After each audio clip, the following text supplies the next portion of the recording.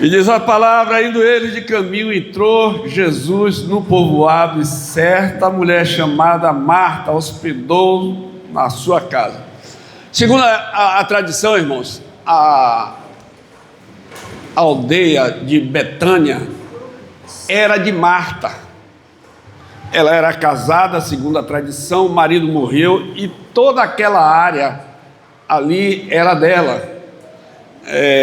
Ainda hoje, não sei ainda hoje, mas até pouco tempo atrás, se você fosse lá em Massaranduba, tinha lá uma avenida chamada Avenida Marins, porque meu pai, mesmo com poucas finanças dele, mas era um homem visionário, e ele construiu as casas chamadas Casa de Taipa, ele construiu várias casas, e tem essa avenida. E segundo a tradição, o marido de Marta, ele foi construindo, então ele acumulou riquezas.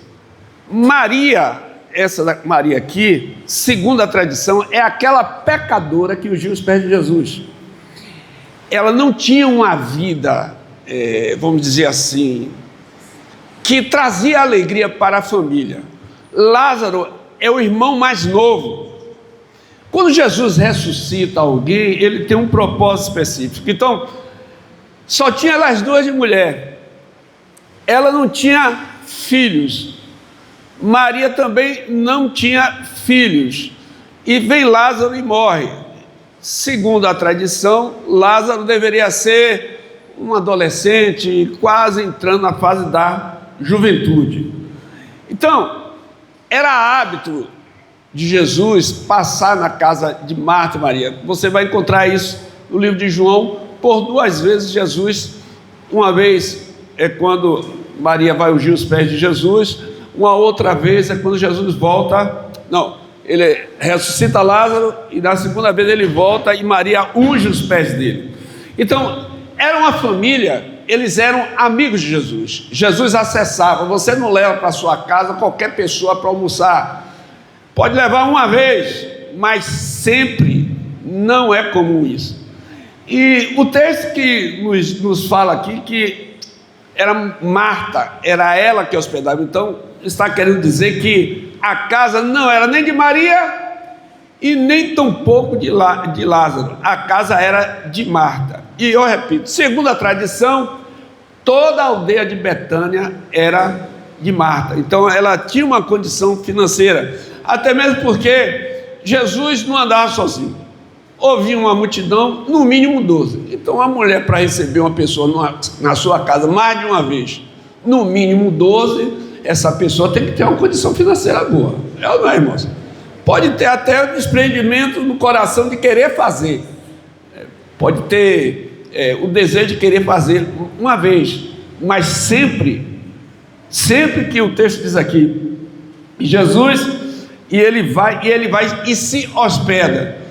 E muito provavelmente ele não passava só um dia, passava vários dias quando ele passava por ali, por aquela aldeia. Mas nesse dia ocorre algo diferente. Então, Maria é aquela que vai ser perdoada. Lembra-se que ela vai, se ajoelha aos pés de Jesus, ela chora, ela enxuga o seu cabelo, ela beija os pés de Jesus. E era o hábito de Maria adorar.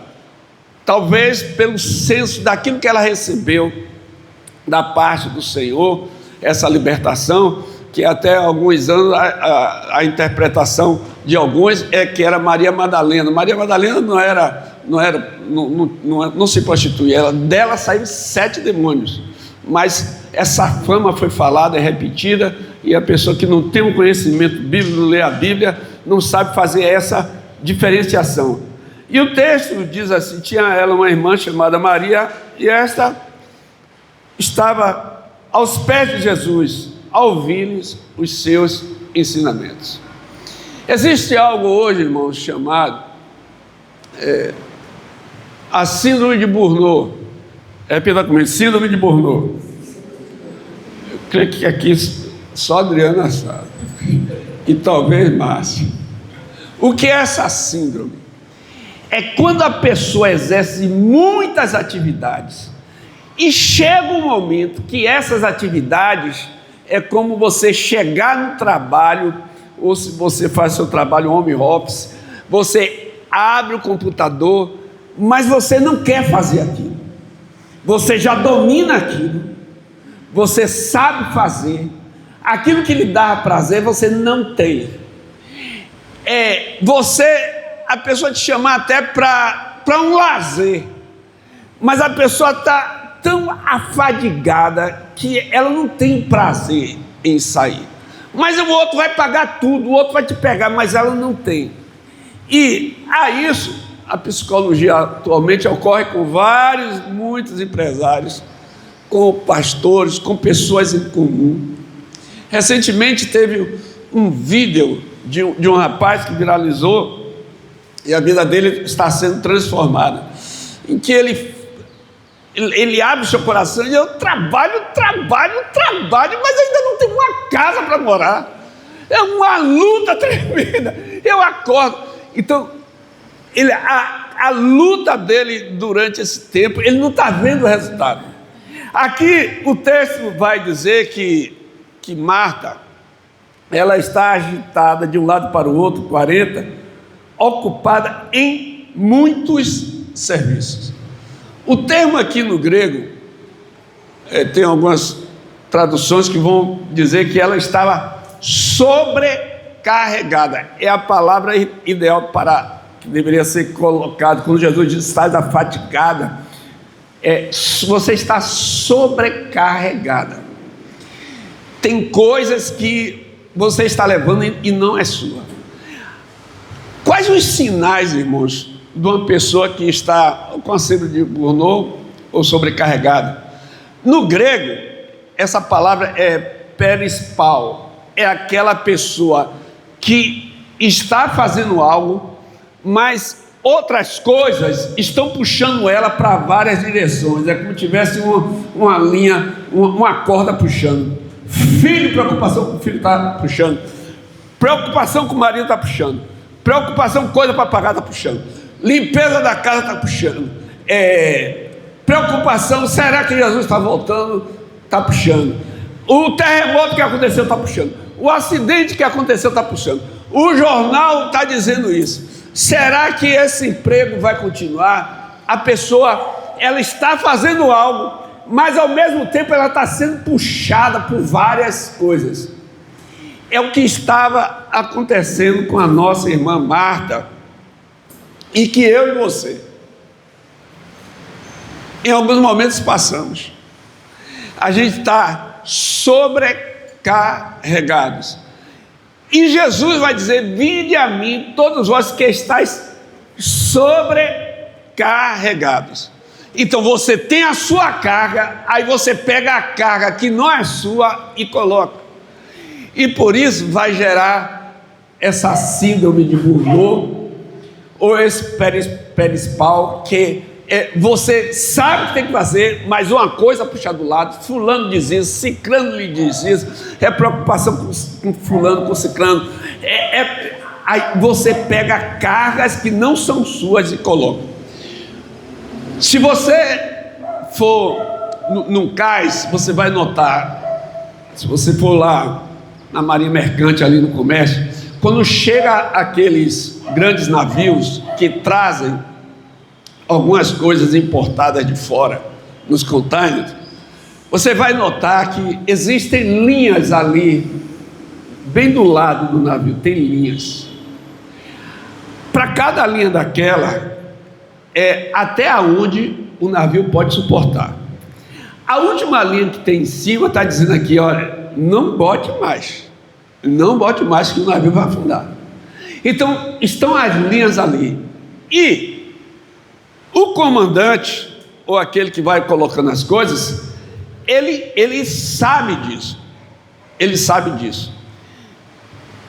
Muitos dos acidentes, irmãos, que ocorrem na estrada, principalmente com o caminhão, Salomão está aqui, sabe disso, Cleito está ali, sabe disso. Muitos dos acidentes que ocorrem, sabe por quê? Porque o caminhão tem a tara lá, dizendo assim: aguenta 30 toneladas. Aí a pessoa diz assim: mas tem mais meio tonelada aí para botar. Não vai fazer diferença. Eles botam isso, mas pode botar 2, 3. O camarada, como é forçado para lutar e conquistar aquele dinheiro, aí ele consegue. Só que, numa descida, numa estrada, às vezes precisa de dar uma freada. E nem sempre o freio, o caminhão pode ser novo, pode ser zero, vai atender, não é isso, aluno? Quando injetar aqui, jogar o ar dentro do tambor, ele vai dizer, não, tem alguma coisa aqui errada. Então, muitos acidentes são gerados por isso. Muitos acidentes são gerados porque motoristas tomam Roupinol. Ele tem uma entrega para fazer. Ou senão ele quer aquele dinheiro extra. Ele aí toma aquele negócio. Ele faz uma vez, 2, 3, 4, 5, 6. Chega um dia que ele está sobrecarregado. O acúmulo daquilo que ele tomou chega um dia e quando vai ver, vai ceifar um bocado de vidas. Os irmãos estão entendendo? E Jesus olha para Marta e diz assim: Marta, você está sobrecarregada. Em alguns momentos você ouve Deus dizer: Eliel, você está sobrecarregado. E tem outra coisa também, irmãos. O fato de você ter atividade não significa que é produtividade. A pessoa às vezes fica tirando em tudo quanto é jeito. Eu quero que o filho assim, olha, mas tem que fazer isso, olha, isso aqui tem que fazer, olha, isso aqui tem que fazer. Ela fica só dando os comandos, e na cabeça dela, as outras pessoas não sabem o que é que vai fazer, só ela que sabe. Tem que fazer isso, tem que fazer aquilo, isso aqui, e não sei o que, isso aqui, e lá vai. Ela está sobrecarregada. Ela está carregando uma carga que não é dela. E aqui Jesus olha, e os sinais de que você está nesse processo é nervosismo. Você fica nervoso, você não tem paciência. E quanto mais próximo a pessoa, mais você não tem paciência. Você escolhe alguém que vai ser o catalisador. O que é isso? Tudo de errado está acontecendo, mas você escolhe alguém para jogar em cima. Não, o culpado é o filho, o culpado é o marido, o culpado é a mulher, o culpado é fulano. Aí joga para cima. Isso é sobrecarga. O outro, a pessoa, o hábito alimentar, ou ela deixa de comer, ou passa a comer muito. Dá uma compulsão pela comida. Normalmente, ou pouco sono, ou excesso de sono. É sinal de sobrecarga. Porque a pessoa vai indo. Aí chega um momento que o corpo diz: eu não aguento. Aí o corpo desliga. O corpo desliga. A pessoa pode ter um desmaio. O corpo diz assim: chega, eu tenho que... Você não quer cuidar de você, mas eu vou dar um jeito. Desliga. Aí a pessoa não dorme não, ela hiberna. Por quê? A tendência, Deus nos programou, irmãos, para estarmos equilibrados. Deus nos criou para nós sermos equilibrados. Você andar e viver de forma equilibrada. A síndrome ainda vai porque a pessoa está sempre preocupada no amanhã. Ela sempre está vendo o que não tem e ela não celebra a vida. Ela não celebra. Eu me deitei, dormi. Irmãos, você sabe o que é você dormir sem precisar tomar remédio? Você já parou para analisar isso? Você sabe o que é você comer sem precisar sonda? Você sabe o que é você não depender de alguém para lhe dar banho, para limpar suas fezes? Você sabe o que é ter você, como é que se diz? Poder caminhar. Você sabe o que é? Aí a pessoa fica falando assim, lá ele está sem sapato. Aí ele vai passando e vê o outro que só tem uma sandália. Aí o outro vai andando, aquele que só tem a sandália, vai ver que tem uma pessoa que não tem um pé. Daqui a pouco, quem não tem um pé vai andando, vai o outro que não tem duas pernas. A pessoa não consegue celebrar. Marta não conseguia celebrar. Eu tenho uma casa, eu tenho provisão, eu estou fazendo isso, mas não precisa. Agora, ela queria ter o comando e ela vai para Jesus. Ela vai até Jesus e diz assim: o senhor não está vendo, não? O senhor é Deus, mas o senhor não está vendo, não? Ela está aqui se matando, e Maria está aí nos teus pés, e ela dá o comando, que ela quer ter o controle de tudo. Manda ela, Senhor, manda ela vir me ajudar. E se tivesse com a ajuda de Maria, ela ia dizer assim: fala com os 2 discípulos teus aí para me dar uma força. Então, esse perispal é essa sobrecarga. Ela estava falando, irmão, com Jesus de Nazaré. Quando precisou, os anjos desceram e serviram comida para ele. Não é assim que a palavra declara? Quando ele ressuscita lá no livro de João, Pedro e os discípulos saem para pescar, mas quando eles chegaram já tinha o pão e o peixe. Jesus só ia dar o comando, irmãos, as coisas viriam para ele. Mas ele, sendo Deus, a Bíblia diz que ele não teve por usurpação ser igual a Deus, antes tomou a forma de homem. Mas ele tinha autoridade. E Satanás ainda diz a ele: o senhor pode transformar essa pedra em pão. Irmão, estou aqui? Satanás sabia que Jesus podia fazer. Mas isso para Jesus talvez seria uma sobrecarga. Eu vou comer na casa de Pedro, na casa da sogra de Pedro.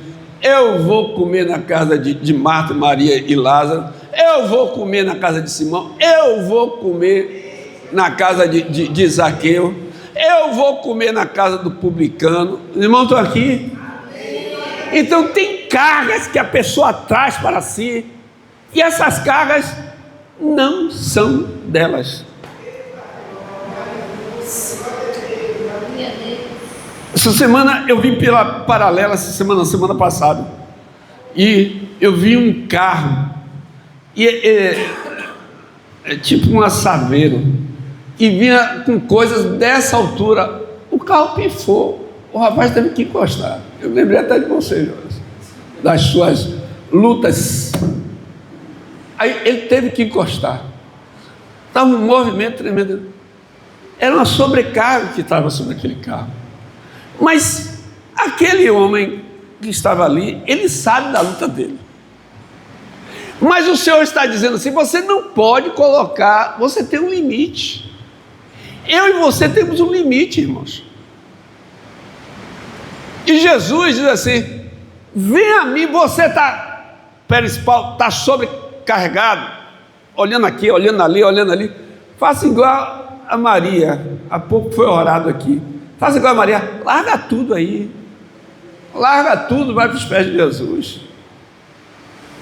Existem coisas, irmãos, que nós somos capazes de matar e até morrer, mas não somos capazes de viver,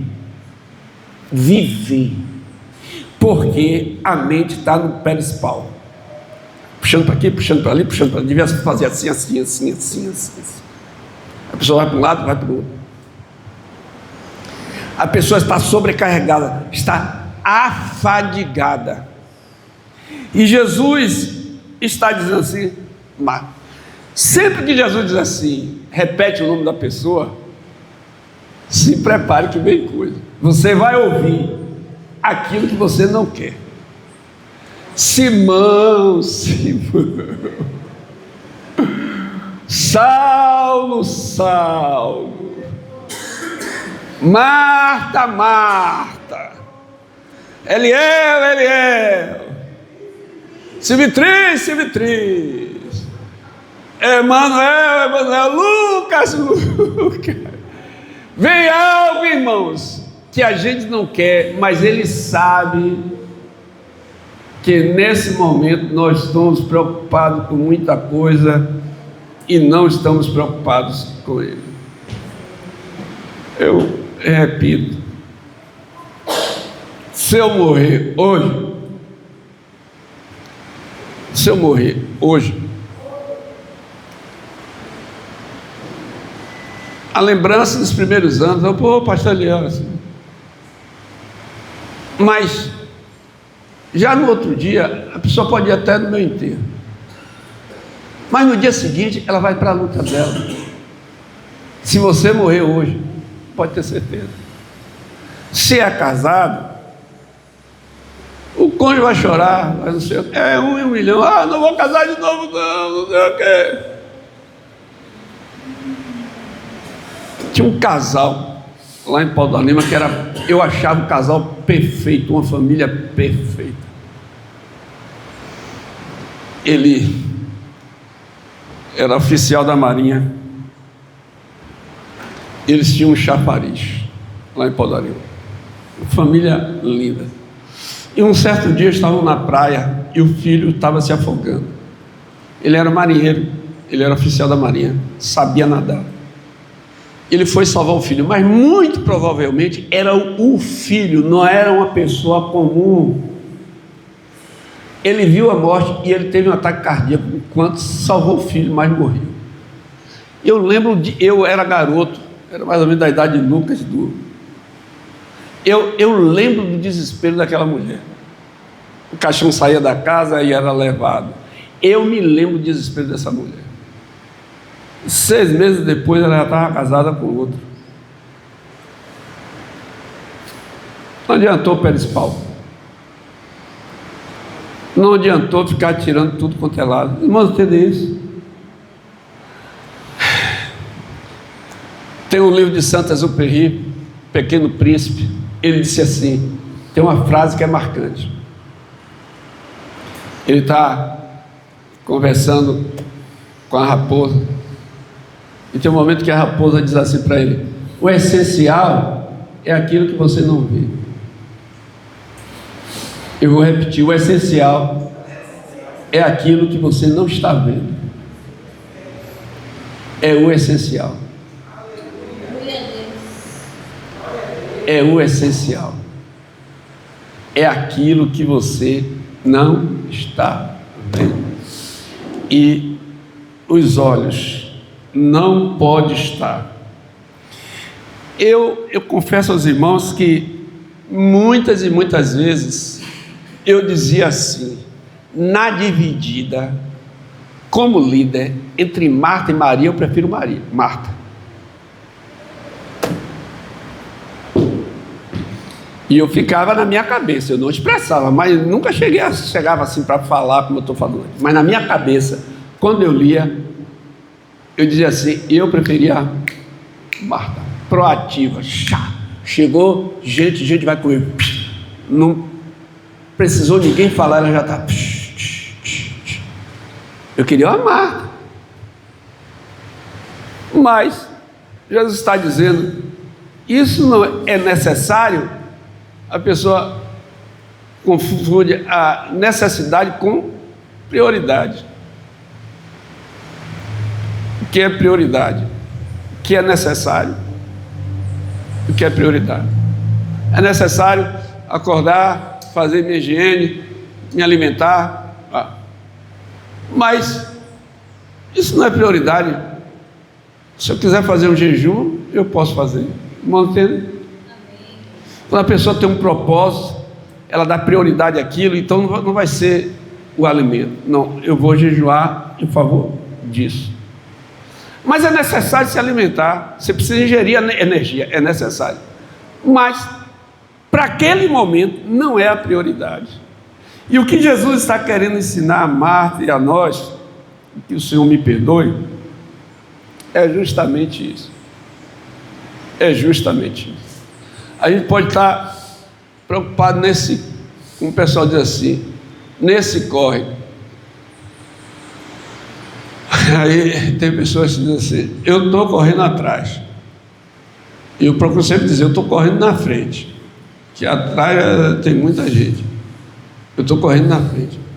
Mas nesse corre, é necessário isso. Você tem uma casa.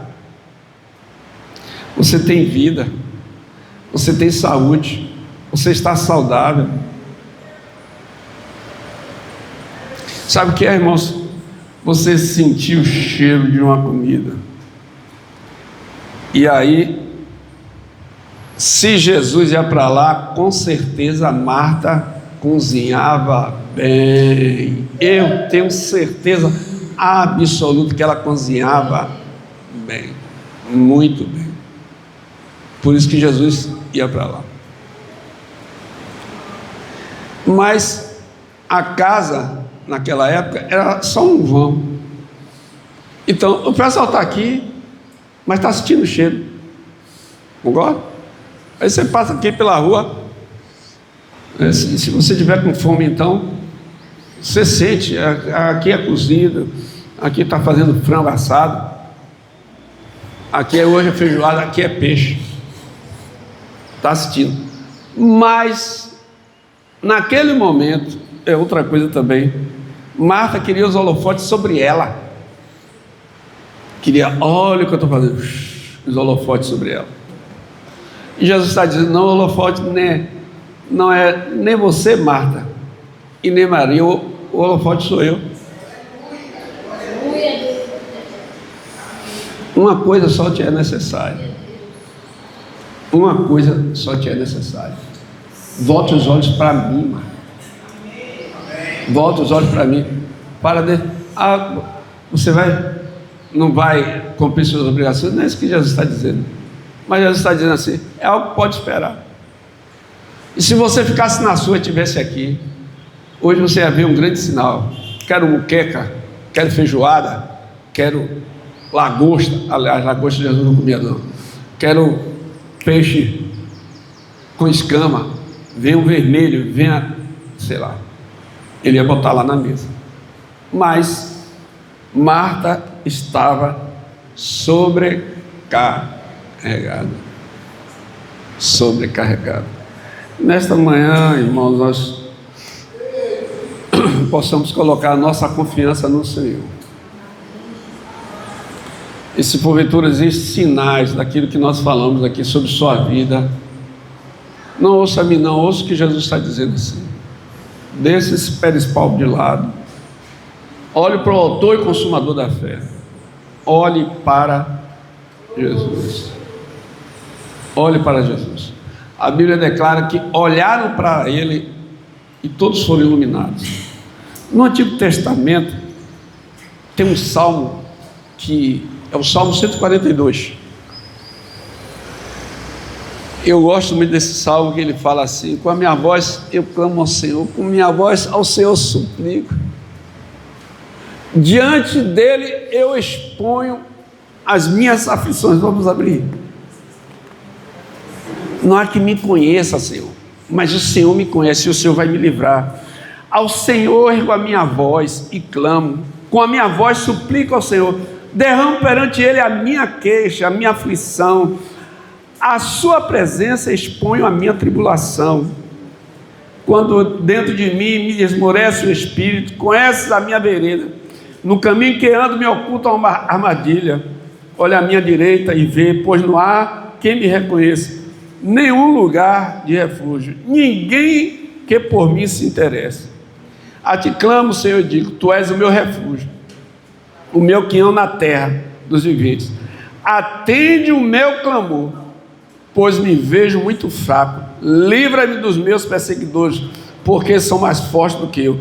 Tira a minha alma do cárcere, para que eu dê graças ao teu nome. Os justos me rodearão quando me fizerem este bem. É a mesma coisa. Davi está assim, olhando para o lado, olhando para o outro, olhando para o outro, olhando para o outro, né? E tem momentos na vida da gente que parece que é assim: problema, problema, problema, problema, mais problema. Aí fica a sobrecarga.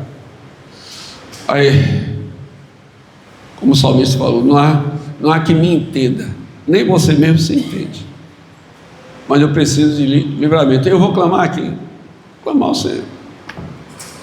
Às vezes a gente quer desabafar, né, irmãos?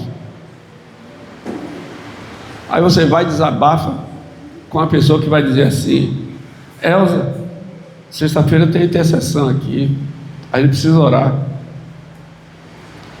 por Silvio Triste. Silvio Triste, olha, está assim, assim, assim, assado. Se a pessoa faz um negócio desse, você está se abrindo para a pessoa errada. Por isso que ele está dizendo: não há quem entenda isso que eu estou passando. Então, com a minha voz, eu clamo ao Senhor, com a minha voz, eu ao Senhor. Diante de Deus, eu estou me abrindo. Não há quem me entenda, eu estou me abrindo. A vontade é ter alguém para se abrir, para desabafar. Mas ele olha e não vê. Seu pai,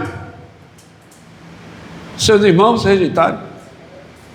Os filhos, problema. As mulheres, só problema. Você vai olhar, a paixão de Davi foi sua primeira esposa, que foi Mical. Mas, no entanto, o homem está dançando alegre. Você parece um vagabundo, expondo suas vergonhas. Davi não diz, só diz para ela: eu estou alegre porque a arca está voltando. Ah, é soberba sua, sabe? A arca do Senhor está voltando, eu estou alegre, parecendo vagabundo. Aí Deus olha de lá e diz assim: não gostei do seu comentário, então. Ficou seca, estéril, parou de produzir. Lá na frente, Saul pega essa mulher e dá para outro homem.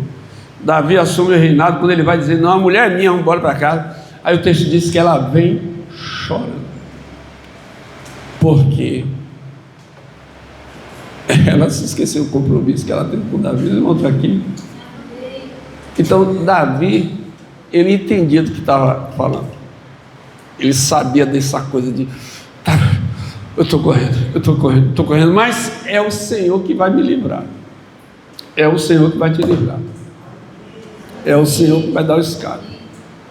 É o Senhor que vai dar o livramento. É o que o Senhor falou para Marta, né? Olha, Marta, você está com síndrome de Burnout, você está num agito, vai, e você já começa a algerizar o que você está fazendo. Para alguns está tudo na excelência, mas para você, por dentro, você está fazendo, esse negócio está travado, você não está fazendo. Por quê? É o pé de pau, é muita coisa puxando, você está com uma sobrecarga que não é sua, você tem a carga. Jesus disse que a gente tem que levar a nossa cruz e a cada dia tome a sua cruz e siga. E é interessante que também Salomão, Joel, é que em Deuteronômio 28, a Bíblia diz assim: eis que as bênçãos do Senhor te perseguirão. Então, se vai te perseguir é porque você está em movimento. Não pare não, mas priorize ao Senhor. Priorize ao Senhor. E se está assim, para um tempo, respira. Respire, conte de 1 até 10. Se é pouco, conte de 1 até 20. Respira. Saia. Mora aqui de frente para o mar. Vai dar uma caminhada na areia descalço. Bota seu short, sei lá, o que. Andar, os homens andar só de short, só com short, sem camisa. Receba para queimar, se voltar para casa com as costas doendo. Faz um negócio diferente. Pega a vitamina D. Dá uma caminhada, saia tranquilo, sem estar preocupado. Amém, irmãos? Que nesta manhã o Senhor nos abençoe. Nós vamos orar e logo depois eu pedi aos irmãos permanecerem. Nós vamos ter uma reunião rápida. Amém? Amém, Tiago? Está ligado na terra, ligado no céu? Então nós vamos orar, vamos ficar de pé. E, irmãos, se você tem sentido ele, eu confesso aos irmãos que esses dias eu me senti assim. Se você tem se sentido assim nessa coisa de muita coisa puxando, vem aqui à frente, nós vamos orar juntos. Eu estou dizendo aos irmãos que eu me senti assim, semana aquela coisa de faz isso, faz aquilo, preocupado com isso aqui, preocupado com isso. Vem aqui à frente, nós vamos orar. O movimentar já provoca o livramento, né? O vir já provoca o livramento. A gente está tão coisa.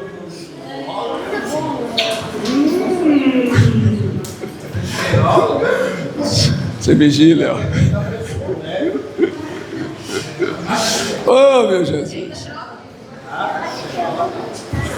Vai tocar, Tá bom. Depois a gente vai orar e depois eu vou cantar com você, viu? Só a oração. Aleluia. Pai, a tua palavra declara e nós cremos, Senhor. Nós cremos, Senhor. Dos homens são os planos, mas o Senhor é quem dispõe de todas as coisas. Todas as coisas que estão aos olhos do Senhor, já está tudo pronto, Senhor. A tua palavra declara no livro de Salmos que o Senhor bota a nossa mesa lá no deserto. O Senhor nos ensina a ver a mesa. A ver a mesa, Senhor, que o Senhor já colocou. Meu Deus, e nos dá, Pai, a capacidade de ver o que o Senhor vê. Ver o que o Senhor vê. Que os comandos sejam da parte do Senhor para nós e não da nossa parte para o Senhor. Porque está escrito que a tua vontade, ela é boa, ela é perfeita, ela é agradável, Senhor. Ó Deus, nos ajuda a centralizar naquilo que o Senhor já determinou para nós. Porque nós cremos nas tuas promessas, Senhor.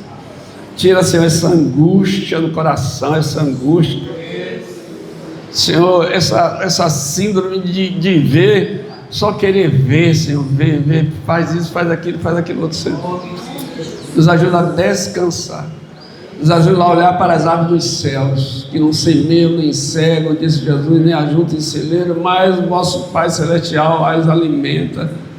Não tem de vós mais valor do que elas, diz o Senhor nesta manhã, para o meu coração, para o teu coração. Pai, em nome de Jesus, alinha os nossos propósitos com os teus propósitos. É a nossa oração nesta manhã, em nome de Jesus. Amém. Irmãos, eu não sei, eu não tenho acompanhado todos os jogos, mas tenho visto muito testemunho. Nunca teve uma Copa para o nome de Jesus ser exaltado como está sendo. Desde o primeiro gol daquele jogador da Inglaterra, primeiro gol da Copa, termina os jogos, as seleções se reúnem para orar. Nunca Jesus, nunca era proibido propagar, mas o jogador não podia botar, como Neymar, a faixa, diz Jesus é o Senhor, mas Deus levantou e a igreja está fazendo. Nunca nós vimos isso. Hoje o mundo são mais de 8 bilhões e 600 mil pessoas. Desses 8, a cada jogo, 2 bilhões de pessoas estão vendo. Às vezes um jogador, tem um jogo que um jogador entrou agressivo no outro, o outro foi se exaltar, mas os dois eram crentes. Aí para, se abraça. Está entendendo?